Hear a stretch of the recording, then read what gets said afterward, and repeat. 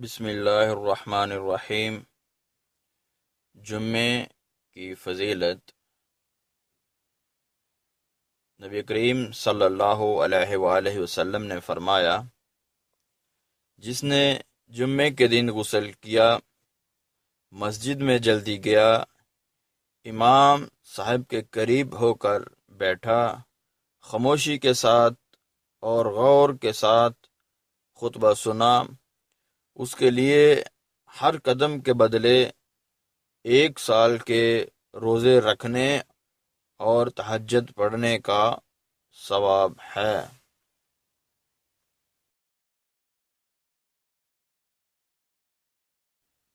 حدیث پاک کا مفہوم ہے، رسول اللہ صلی اللہ علیہ وآلہ وسلم نے فرمایا، لوگ جمعہ کی نماز چھوڑنے سے باز آ جائیں، نہیں تو اللہ تعالیٰ ان کے دلوں پر مہر لگا دے گا، پھر وہ غافلوں میں سے ہو جائیں گے۔